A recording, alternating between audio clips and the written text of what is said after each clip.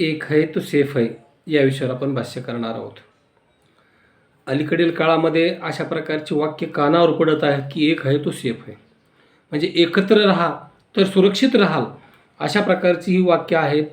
आता तो कोणाच्या प्रचाराचा भाग असेल किंवा अजून कशाचा भाग असेल त्याविषयी आपल्याला देणं घेणं नाही. मात्र आपलं मराठा आरक्षण आंदोलन हे सामाजिक आंदोलन आहे आणि या आंदोलनाचा या वाक्याशी आपल्याला संदर्भ द्यायचा आहे.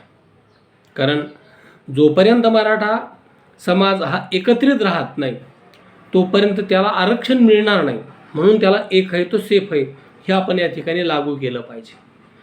कारण जर विभागण्या होत गेल्या, इंग्रजांनी राज्य केलं, फोडा आणि राज्य करा, आपसात लढवा आणि राज्य करा, किंवा आपसामध्ये भांडणं लावून द्या आणि स्वतःचा स्वार्थ साधा, तर अशा प्रकारचा प्रयत्नसुद्धा काही शक्ती या ठिकाणी करण्याचा प्रयत्न करतील. परंतु या शक्तीच्या कुठल्याही भूलथापांना या ठिकाणी बळी पडलं नाही पाहिजे. कारण हा काळच असा आहे. गेल्या 75 वर्षामध्ये, स्वातंत्र्याच्या 75 वर्षामध्ये राज्यघटनेच्या अंमलबजावणीपासून 1950 पासनं ते आत्तापर्यंत, म्हणजे गेल्या या अमृत काळामध्ये अशा प्रकारचा प्रयत्न झालेला आहे की मराठा समाजानं अनेकांना मोठं केलेलं आहे. अनेक प्रस्थापित घराणे मोठे केलेले आहेत. मात्र या प्रस्थापित घराण्यांनी कधीही सामान्य मराठ्यांचा, गरीब मराठ्यांचा विचार केलेला नाही. त्यांनी फक्त स्वतःचा विचार केलेला आहे. काहींनी त्यांचे आजोबा कुठल्या तरी मंत्रिपदावर होते, आमदार खासदार होते, नंतर त्यांचे मुलं आमदार खासदार झाले, नंतर त्यांचे नातू आमदार खासदार झाले.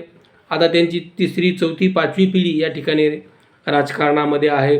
अगदी त्यांचे पुतणे जिल्हा परिषदेचे अध्यक्ष झाले, कोणी नगराध्यक्ष झाले, सुना महापौर झाल्या. म्हणजे वेगवेगळे नाते असतील, परंतु पदं हे मॅक्झिमम घरामध्ये राहिलेली आहेत.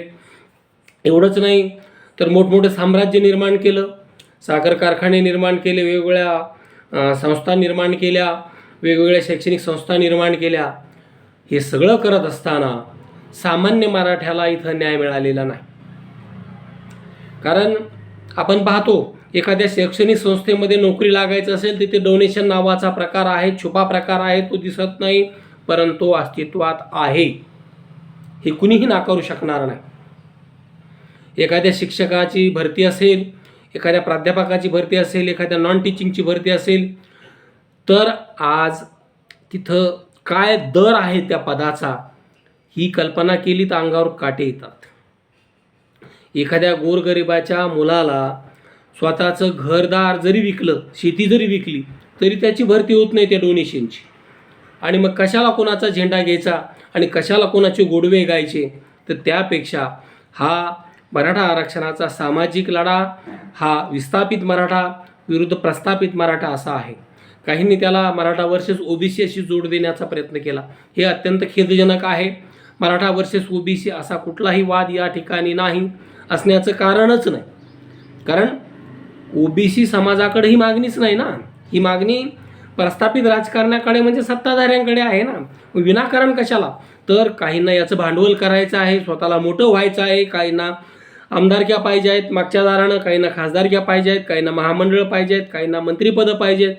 तर ते स्वतःच्या राजकीय स्वार्थापायी मराठा वर्सेस ओबीसी असा वाद या ठिकाणी घडून आणत आहेत.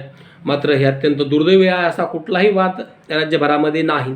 हा शिवशाहू फुले आंबेडकरांचा महाराष्ट्र आहे, हा समतेचा महाराष्ट्र आहे.